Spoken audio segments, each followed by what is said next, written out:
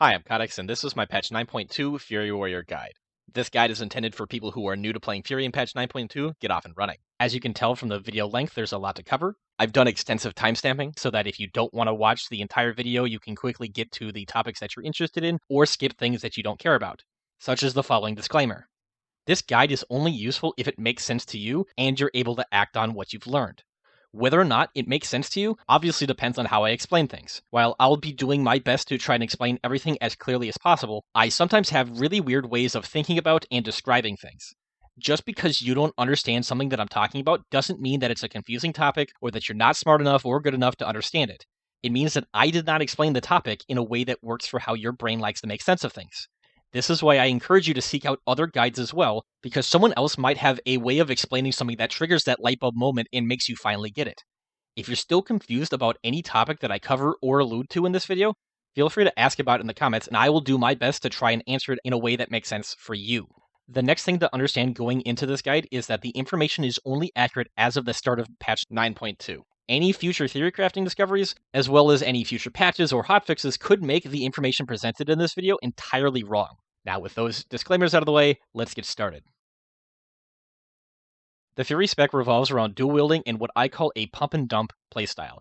The most basic component of this playstyle is to generate rage as quickly as possible and then dump it by using Rampage. There are a ton of other pieces that go into this playstyle, and I'll be talking about them, but all of these pieces end up revolving around generating rage and then spending it on Rampage. So let's start laying some foundation and talking about all of those pieces that make Fury what it is. Fury Warriors generate rage through auto attacks and also our damaging abilities. Our main hand swings generate 6 rage, and our offhand swings generate 3 rage. As for our default abilities, Raging Blow generates 12 rage, Bloodthirst generates 8 rage, Whirlwind generates 3 rage plus 1 rage per target that it hits, up to 5 targets. So if it only hits 1 target, then it'll generate 4 rage, and if it hits all 5 targets, then it's going to generate 8. If the target is below 20% health, then we can also use Execute, which generates 20 rage. Ultimately, the numbers that I just threw at you are there so I can be precise.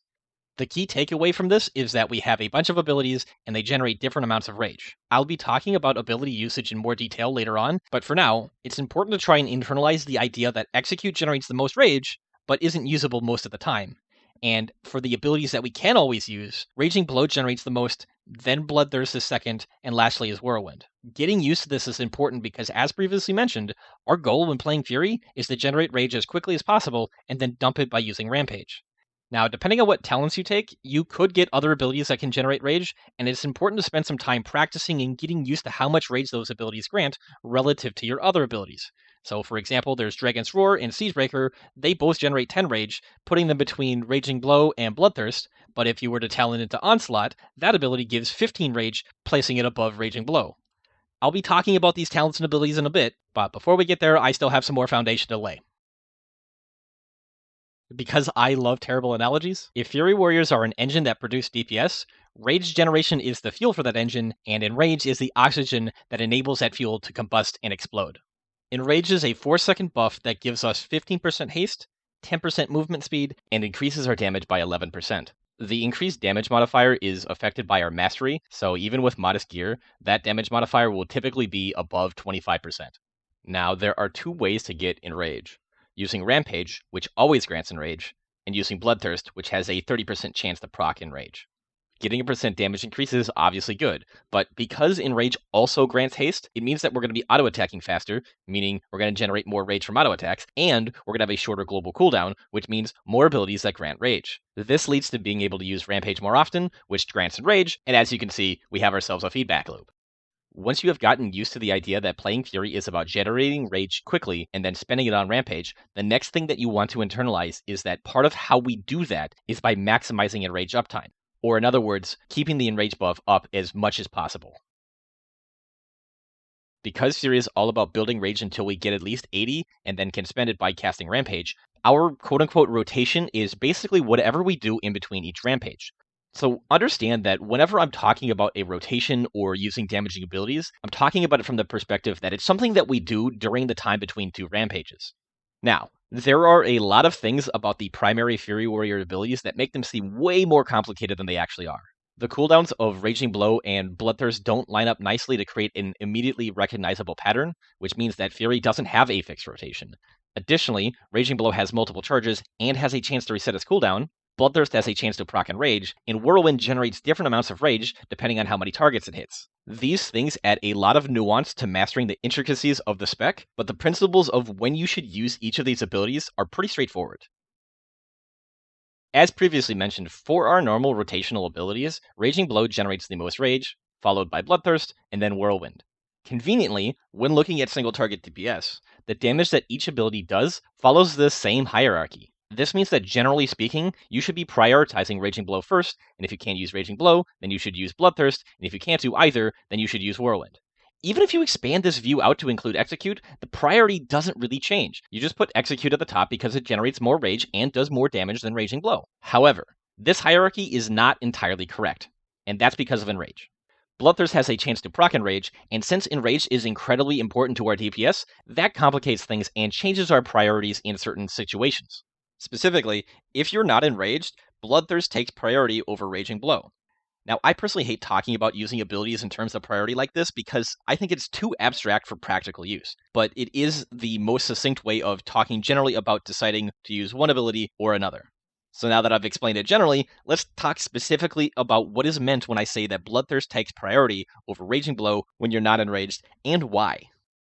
Just like every other DPS spec, the ABC rule applies to Fury, which is an acronym for Always Be Casting. And it means exactly what it says. You should always be using an ability at the moment that the global cooldown ends. Because of the ABC rule, and because of how the cooldowns of Bloodthirst and Raging Blow interact, a significant amount of the time, you don't actually need to think about what ability takes priority, because there's no decision to make. You're just going to be using the one that's available. And then if you can't do either, you're going to use Whirlwind. Now, obviously, sometimes you will have to decide between a Bloodthirst and a Raging Blow. That is, both of them are off cooldown, and therefore implies that your next two global cooldowns are going to be a Bloodthirst and a Raging Blow, and you just simply have to decide what do you do first. If you're not enraged and did Raging Blow, then Bloodthirst, you're going to get the damage of a Raging Blow and a Bloodthirst, just as one would expect. However, if you did a Bloodthirst, then a Raging Blow, you're going to get the damage of a Bloodthirst, and 30% of the time, you're going to get an Enrage proc, which means that you're going to get the damage of an enraged Raging Blow, which, even if you account for all of the variables that I'm purposely omitting for simplicity, it still ends up being more damage to do Bloodthirst first, even though it does less damage. Now, if you already are enraged, then the order doesn't affect the outcome of the damage, and therefore, you should start with whichever one does the most damage, aka Raging Blow. So let's take all this information and tie it back together and then put a bow on it. Once you have enough rage to use Rampage, you should do it. In between using Rampage, if you can use Execute, you should use it. If Execute isn't available or is on cooldown, you should use Raging Blow as much as you can, and if you can't use Raging Blow, then use Bloodthirst. If you're not enraged and have to decide between using Raging Blow and Bloodthirst, then you should use Bloodthirst. If you can't do anything else, then fill that global cooldown with a Whirlwind. Make sure to practice this basic rotation until you can do it without thinking. Pretty much every other thing that we do in terms of doing damage as a Fury Warrior leverages this rotation as its foundation. Now, a reasonable thing to ask is, if maximizing enraged uptime is so important that we're willing to modify our rotation to maximize it, if we're already enraged and can use Rampage, should we delay that Rampage to try and maximize enraged uptime? The answer to that question is that while it would make sense to do that, because Blizzard increased the cost of Rampage to 80 rage when Shadowlands was released, delaying a Rampage at any rage level risks rage capping yourself, which is not desirable. I have a video where I rant about this problem and why the change should be reverted, but long story short, if Rampage is usable, you should use it immediately rather than delaying it to try and increase your enrage uptime. AoE follows the same principle as single target DPS, but adds a new variable, Whirlwind stacks. Whenever you use Whirlwind, you get 2 stacks of a buff that allows your other abilities to hit 4 extra targets for just under half the damage that it did to the main target. This means that if there are 2 targets, then it's not as important to cleave every single ability that you do, and your primary goal for handling Whirlwind stacks is to ensure that you have Whirlwind up whenever you use Rampage so that you can cleave it onto the second target. If there are 3 or more targets, you want to make sure that you have the Whirlwind buff up every single time you use another ability. And because you get 2 stacks of Whirlwind, this means that you should be using Whirlwind every third ability.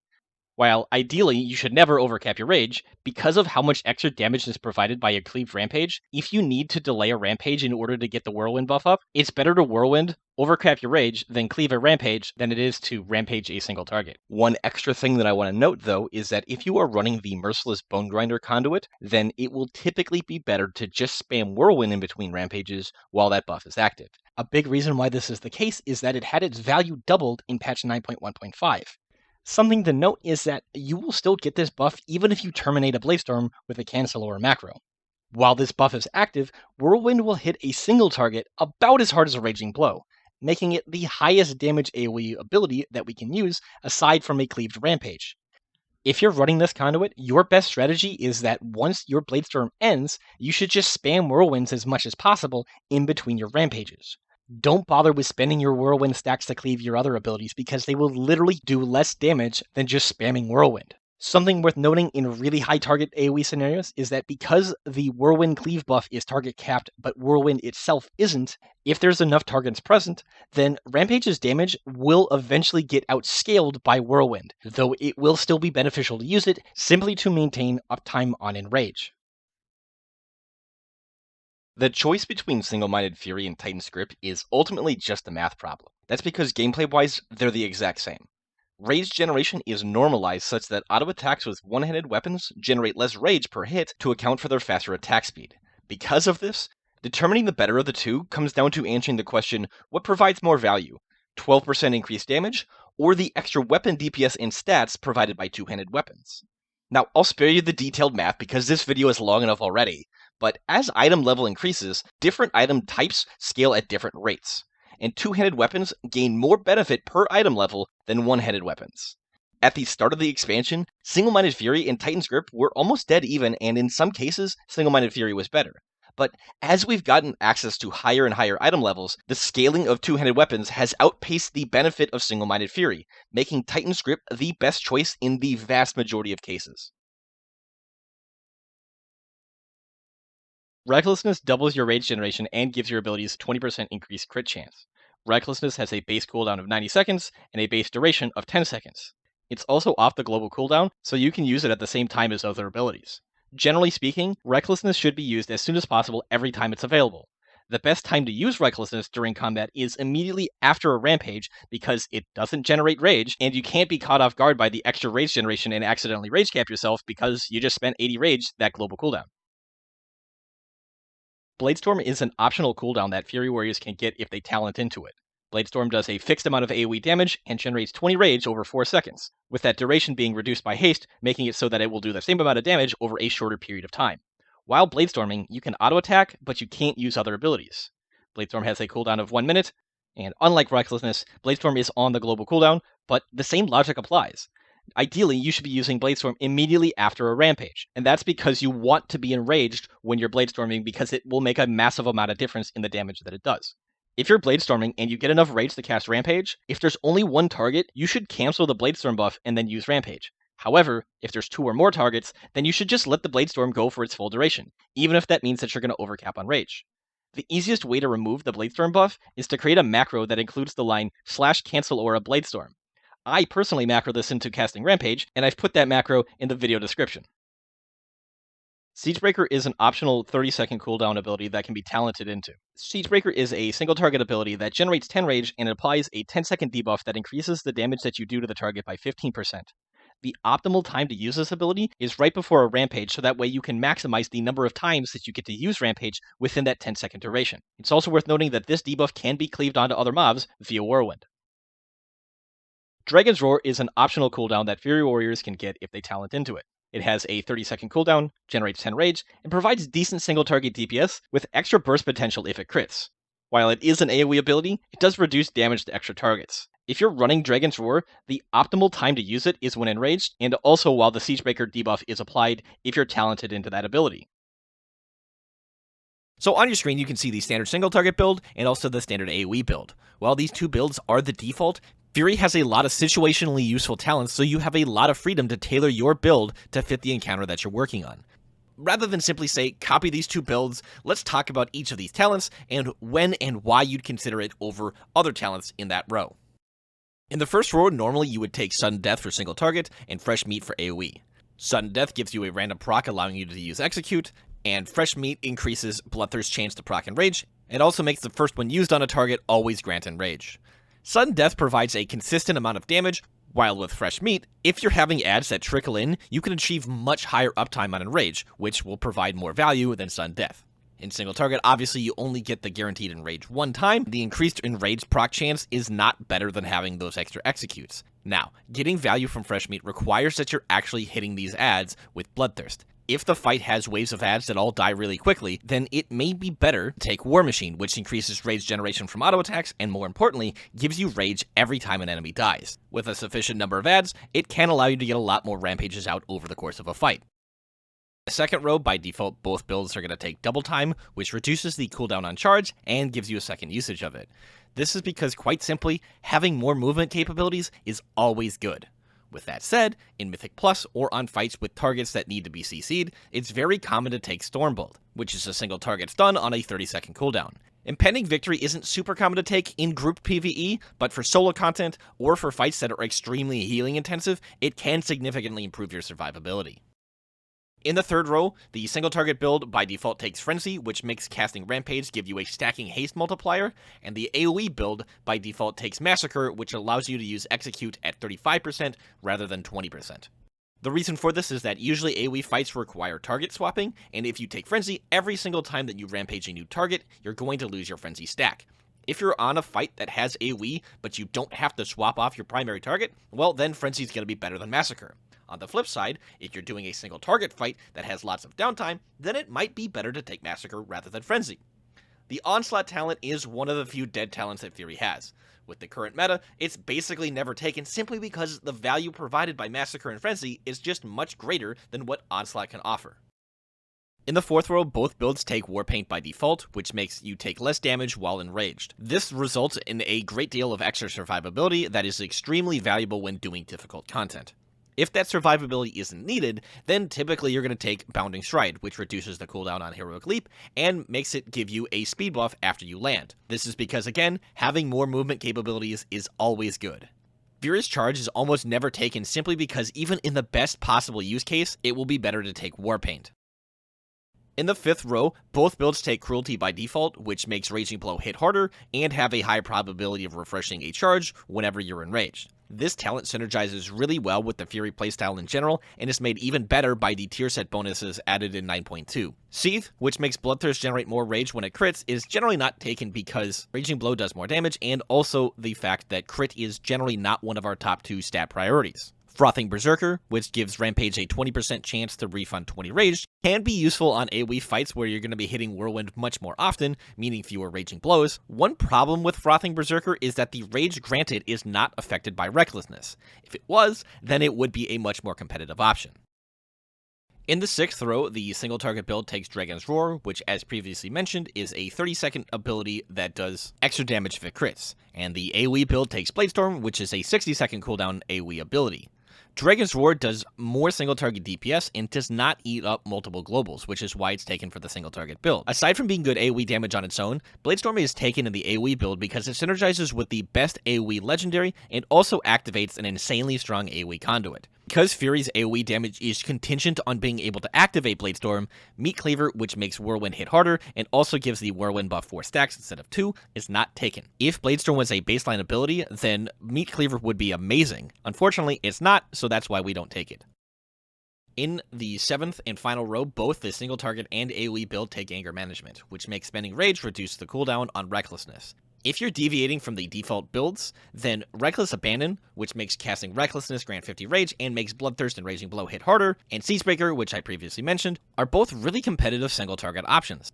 Generally speaking, if you're going to be picking one of the quote-unquote non-meta covenants, it's typically going to be better to go with Reckless Abandon rather than Anger Management. One thing to note is that with Reckless Abandon, the modified version of Raging Blow has a charge component. I personally find that this charge can be incredibly annoying to play with and requires you to be mindful of it. For example, because of spell batching, it's possible to get locked into a Raging Blow if you're running out for some mechanic, which means you're going to be locked into charging back to your target. If movement and positioning are extremely important on an encounter, it might be easier to take a different talent, even if Reckless Abandon is better on paper when running one of these non-meta builds. In both single target and AoE, you're typically going to be running 3 potency conduits, so let's talk about which ones are generally considered to be the best choices. For the first potency conduit slot, both the AoE and single target builds take Depths of Insanity, which increases the duration of Recklessness. For the second potency conduit slot, the AoE build will generally take Merciless Bone Grinder, which massively buffs the damage of Whirlwind for 9 seconds after using Bladestorm. On the flip side, the single target build will always take Hack and Slash, which gives Rampage a chance to grant a charge of Raging Blow. What you put in that third potency slot depends on what covenant you're running. For example, if you're Venthyr, you're typically going to want to get Ashen Juggernaut in your third slot, which makes Execute and Condemn grant a stacking buff, increasing the crit chance of subsequent Executes and Condemns. If you're Night Fae, then you're going to want to run Destructive Reverberations, which reduces the cooldown on Ancient Aftershock and increases its damage. If you're Necrolord, then you're typically going to run Veteran's Repute, which increases your strength during the duration of Conqueror's Banner. And if you're Kyrian, you're typically going to want to run Piercing Verdict, which increases the initial damage and rage generation of Spirit Bastion. In patch 9.2, you will be able to unlock the Memory of Unity through Zareth Mortis Rep, which enables you to have a Covenant legendary power as well as a regular legendary power. Because of this, I'll be talking more about the Covenant-specific legendaries in the Covenant section, but for single target, generally speaking, your best single target legendary is going to be Deathmaker. This gives your Rampage a chance to apply the Siegebreaker debuff on your target for 6 seconds. This legendary doesn't require any meaningful changes to your playstyle, so it's really easy to just plug and play. For AoE DPS, your best legendary is Signet of Tormented Kings. This makes casting Recklessness, Bladestorm, or Avatar grant one of the other 2 effects. So, in practice, this means that casting Recklessness is either going to grant Avatar or Bladestorm, and casting Bladestorm is either going to grant Avatar or Recklessness. For single target DPS, once you have access to your tier set bonuses and second legendary, the best choice is going to be Necrolord. The reason for this is because Conqueror's Banner grants Rage, and the rage that it grants is affected by Recklessness, and then the 4-piece significantly increases Recklessness uptime. Additionally, the Necrolord Legendary Glory makes spending Rage increase the duration of your personal banner buff. These 2 things work together to create scenarios where you can maintain the banner buff for a really long period of time. The icing on the cake is that the Veteran's Repute conduit significantly increases your strength while banner is active. If you choose to go Necrolord, then from my testing on the PTR, it's best to soulbind with Bonesmith Hairmere, going the route of getting all 3 potency conduits, and then also Carver's Eye. It should be noted that Plague Deviser Merilith performed really similarly to Bonesmith, so depending on your precise setup, it's possible that it could be better. You should always use tools like Raidbots to simulate your exact setup to see what's best. If you soulbind with Merilith, you should go the route of grabbing all 3 potency conduits, then grabbing Undulating Maneuvers so you can access the Finesse conduit. For AoE DPS, the best covenant is going to be Kyrian. The reason for this being that the strongest soulbind option for Kyrian is Mykonikos, and the Capstone soulbind trait makes hitting multiple targets with Spirit Bastion reduce its cooldown. On top of this, the Kyrian-only legendary, Elysian Might, doubles the duration of the Spear ground effect and makes standing in that ground effect grant you 25% crit damage. This works incredibly well for Fury AoE, and further buffs Merciless Bone Grinder. In my experience, the ideal AoE burst order for Kyrian is to use Recklessness first, and if that didn't proc Bladestorm, then you would hardcast Bladestorm. Once Bladestorm ends, you would use Spear and then spam Whirlwind and weave in Rampages to maintain Enrage. As for your Soulbind, as previously mentioned, you should go with Mykonikos and then go the route of grabbing all 3 potency conduits and then grab Soul Glow's Spectrometer. Now, just because these 2 covenants are what I'm suggesting for single target and AoE DPS does not mean that the other covenants are bad. For single target DPS, all of the covenants are within a couple percentage points of each other. On paper, Venthyr actually sims slightly higher than Necrolord. However, the reason why I suggest Necrolord over Venthyr is that Venthyr's DPS is contingent on having 100% uptime during Condemn windows, and it suffers massively from any downtime during these windows. Additionally, Necrolord offers a buff to your group via Conqueror's Banner, which is DPS that isn't going to show up in sims. For AoE, Kyrian performs best when there's lots of targets around. If there are fewer targets, and especially if those extra targets are trickling in, then Night Phase Soulbound with Karain performs very well because you can get a really high uptime on first strike. Do not be afraid to experiment with your Covenant, Soulbind, and Legendary choices, as there are lots of competitive options depending on the specific context that you're dealing with. Now, it's important to understand that your stat priorities will change depending on pretty much every single variable that I've talked about in this video, plus the actual specific stats on your current gear. If you want to get a better sense of what stats are best for you, you can run a stat weight simulation on Raidbots with your personal setup and get a better understanding that way. But please keep in mind that there are a number of fundamental flaws to doing that type of simulation. So in practice, the best thing to do is generally just follow what Top Gear suggests is the best item for you, regardless of the specific stats on those items. Now, with all of that said, generally speaking, haste and mastery are likely going to be your two best friends, followed by versatility and crit. Though, if you're running Elysian Might, crit will frequently be more beneficial than haste. It all depends. All of our secondary stats are good. Use tools like RaidBots to get more information about your specific stat needs, as that's going to be far more accurate than anything that I could tell you. Now, just for the sake of completeness, because otherwise I know that I will be asked about this in the comments, our tier set bonus basically just increases the value of Raging Blow, which already has a higher priority than Bloodthirst, and so it really doesn't change the way that we are going to play Fury. It just means that we're going to be using Raging Blow even more often because we're going to have an extra charge of it, and it's going to have a chance to proc Recklessness. These two bonuses do not change the way our decision making works. All it does is mean that we're going to be using Bloodthirst less often. With that said, just because it doesn't really change anything doesn't mean that it's not really good, because it is really good, and you should absolutely be trying to complete your tier set bonus as quickly as you can. And that's everything that I think that you need to know in order to get up and running as a Fury Warrior in patch 9.2. I sincerely hope that this guide has been helpful for you. As patches, hotfixes, and new theory crafting discoveries occur and change what the best practices are for Fury Warriors, I will be making videos discussing and analyzing them. If you're confused about any part of this guide, feel free to ask and I will do my best to help you out. Alternatively, tell me why what I've said is wrong and why my opinions are dumb. Lastly, I just want to say thank you for watching this video and subscribe for more.